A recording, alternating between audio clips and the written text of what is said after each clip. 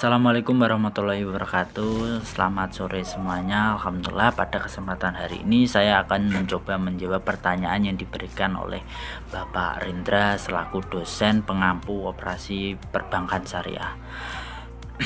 Alhamdulillah, untuk sebelum saya mulai, izinkan saya perkenalkan saya punya diri, yaitu nama saya Cahyo Subiantoro dari Institut Agama Islam Pangeran Diponegoro atau Universitas Pangeran Diponegoro Nganjuk.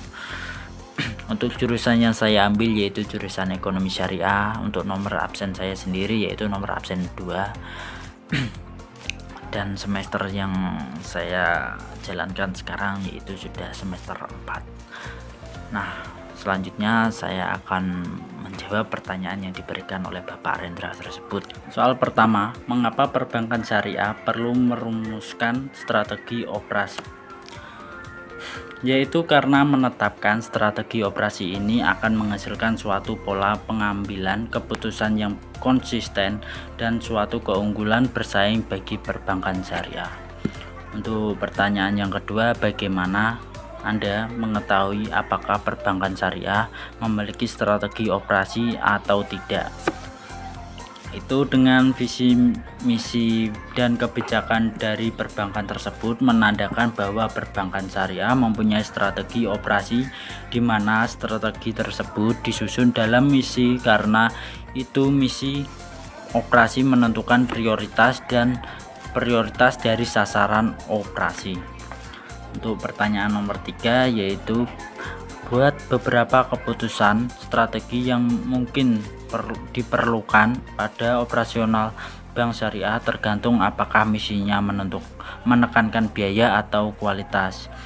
Jika menekankan biaya, yang pertama yaitu pemilihan teknologi yang efisien untuk mengurangi biaya operasional. Itu yang kedua, pemangkasan birokrasi yang tidak perlu untuk meningkatkan efisiensi. Untuk yang ketiga, pemilihan model distribusi yang lebih murah seperti layanan perbankan digital. Nah, jika misinya menekankan kualitas, yaitu yang pertama, investasi dalam pelatihan karyawan untuk meningkatkan keterampilan dan pelayanan.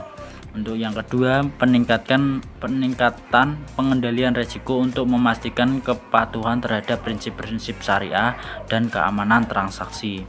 Untuk yang ketiga, pengembangan produk dan layanan yang sesuai dengan kebutuhan pelanggan. Nah, untuk selanjutnya yaitu pertanyaan nomor 4.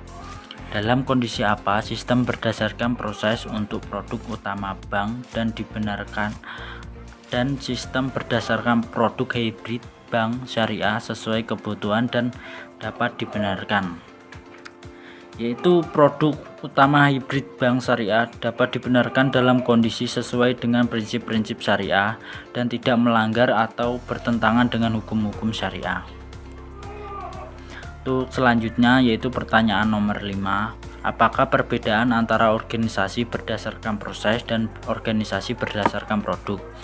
Jika organisasi berdasarkan proses ialah pengelompokan pekerjaan yang akan dikerjakan, menetapkan dan melimpahkan wewenang dan tanggung jawab dengan maksud untuk memungkinkan orang-orang bekerja sama secara efektif dalam mencapai tujuan bersama. Kalau sedangkan organisasi berdasarkan produk ialah suatu jenis perusahaan bisnis yang dibangun berdasarkan produk tertentu. Nah, seperti itu. Jadi untuk nomor 6, faktor eksternal apa? Selanjutnya yaitu pertanyaan nomor 6. Faktor eksternal apa yang mempengaruhi jenis operasi bank syariah, koperasi pegadaian syariah, dan asuransi syariah? Itu yang pertama, peraturan dan kebijakan pemerintah. Untuk yang kedua, tingkat pemerintahan pasar. Untuk yang ketiga, perkembangan ekonomi dan pasar global. Dan yang terakhir yaitu faktor sosial dan budaya. Jadi jawabannya seperti itu, ada 4.